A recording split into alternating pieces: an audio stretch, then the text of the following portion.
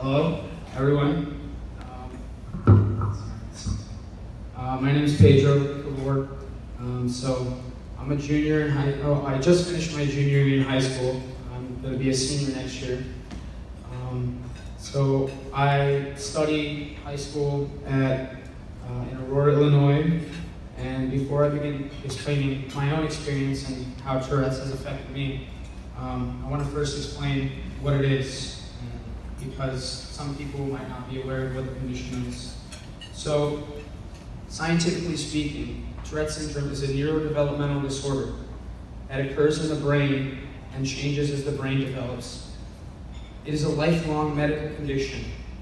This is why you have it for your entire life, and this is why you see it in certain adults. It is characterized by certain tics.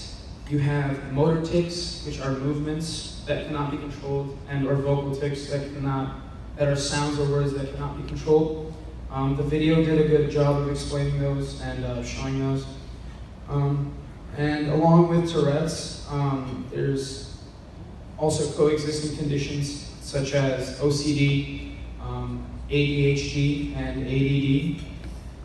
You also have anxiety, certain cases of depression, rage, and in some cases even learning disabilities. So before I became a youth ambassador, I kind of made it my mission to spread awareness and to advocate for this condition. And I always thought that was extremely important for me, and my parents always made it something that was super important for me to do. And when we ended up discovering the Youth Ambassador program, it was kind of like the best moment of our lives, because we realized that we were going to be able to be helping so many millions of other kids around the country who honestly cannot speak for themselves, who are extremely scared, cannot do anything else. So I was diagnosed at the age of 8 with no one on either side of my family having Tourette syndrome or having even heard of it. So my family was completely lost. I can even remember my mom just like sitting down after the diagnosis and crying. So my parents, having no help from the neurologist that had diagnosed me, decided to seek out answers to their own questions. So they found books, articles, and research on the internet, basically anything they could find, to find out how to cope with it and how to help me have a better future. And this is around the time that my mom came across the website for the Tourette Association of America. We became members right away. Though I didn't have much of an impact right away, my parents knew that in the future I could have a huge impact on the community around me and others with Tourette syndrome around the country. Through the website, we were able to find many resources to share with teachers and lists of new doctors. I knew that the future was going to be extremely challenging for me, but we were slowly but surely getting prepared for it. So as a family, we decided early on that we should not hide my tics. They were there for everyone to see and to judge. So we took the stand to tell everyone who wanted to know what Tourette syndrome was about it, and educate people on the condition. My first presentation was back in elementary school. I was about 8 years old. So I had something that you don't see in most people with Tourette's, which is known as coprolalia. So this is the swearing that I'm pretty sure most people have heard of. It's the swearing where everyone, you just see people swearing uncontrollably. So I was 8 at this time, and I think an 8-year-old saying the S word and the F word wasn't really doing it for my teachers. I was super worried about getting expelled from school. I remember one time I was in class and I say the F word, and one of my peers, he says, "Why did you say that? You can't be saying that here." He's like, "I'm gonna tell on you." And then I was extremely scared. I was completely lost. I was super scared, and I really did not know what to do.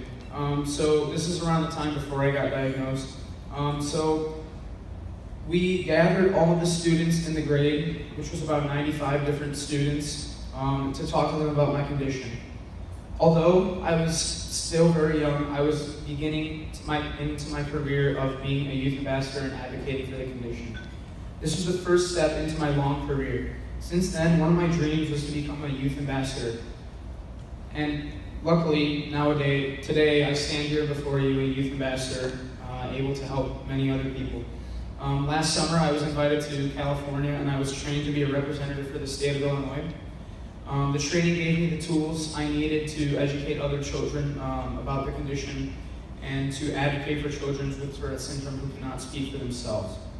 Right now, I'm 16 years old, and life isn't easy for me. Not easy at all. It's quite painful sometimes. My tics become stronger since I hit puberty. Anxiety, lack of focus, and some signs of OCD are beginning to appear. Now that I'm a senior in high school, I have to worry about college. I have to worry about my career, my future. And this doesn't really sit well with me. My tics are always changing, and I don't really get much of a break. However, I wake up every morning driven and proud to be who I am.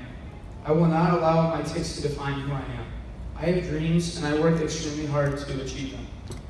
I'm very happy to share that I'm just as successful outside of the Tourette Association. I am a swimmer. I swim at the varsity level, and I also compete at the state level. And this is good. This is important because I myself have dreams, and I would love to reach those dreams. And by supporting this organization, you can help others who have nowhere near as much confidence and as much bravery as I do to achieve their dreams and become happy. So I would honestly like to thank everyone for listening today. I'd like to thank my parents, the Tourette Association of America, for allowing me to come out here and speak to all of you. And it's extremely important, once again, to talk to everyone about this, because educating people is probably the most important thing we can do right now. Advocating is also extremely important. I wanted to thank everyone once again, and thank you.